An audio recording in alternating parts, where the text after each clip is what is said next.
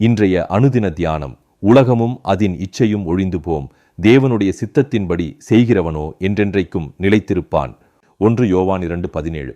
நீங்கள் தேவனுடைய சித்தத்தின்படி நடக்கிறீர்களா?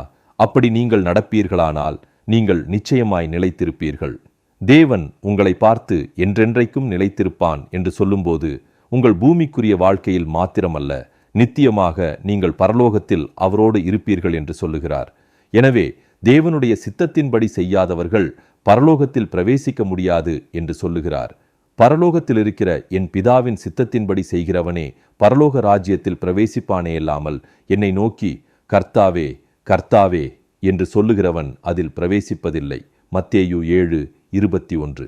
நீங்கள் ஒருவேளை தேவனுக்காக வைராக்கியமாக ஜீவிக்கிறவர்களாக இருக்கலாம், தேவனுடைய ஊழியங்களை பொருளாதார உதவியால் தாங்குகிறவர்களாக இருக்கலாம், ஆவிக்குரிய வரங்களை பெற்று அற்புதங்களையும் அடையாளங்களையும் செய்கிறவர்களாக இருக்கலாம், தேவனுடைய நாமம் மகிமைக்காக எந்த ஒரு தியாகத்தையும் செய்ய ஆயத்தமாய் இருக்கலாம்.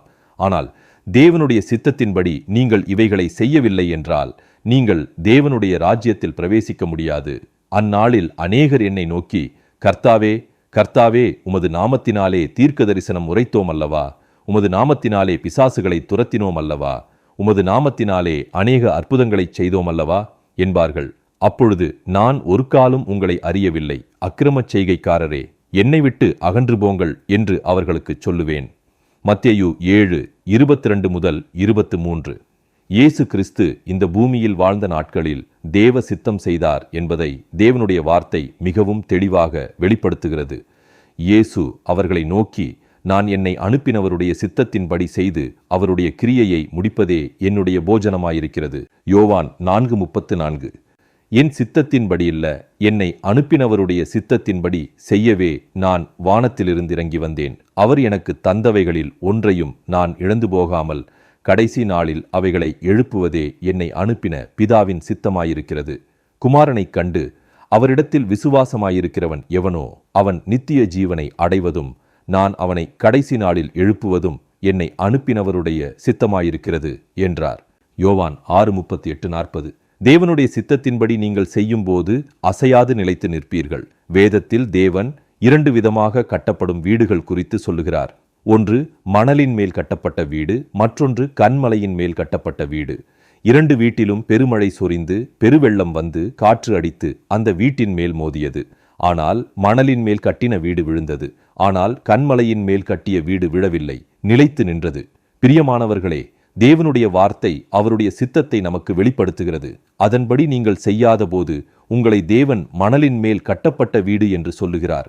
நான் சொல்லிய இந்த வார்த்தைகளை கேட்டு இவைகளின்படி செய்யாதிருக்கிறவன் எவனோ அவன் தன் வீட்டை மணலின் மேல் கட்டின புத்தி இல்லாத மனுஷனுக்கு ஒப்பிடப்படுவான். மத்தேயு 7:26. உங்கள் வாழ்க்கையில் போராட்டங்கள், பிரச்சனைகள், இழப்புகள், சோதனைகளை நீங்கள் சந்திக்கும் போது தேவனுடைய வார்த்தையை கேட்டு அதன்படி செய்யாத போது அவைகளை உங்களால் தாங்கிக் கொள்ள முடியாது.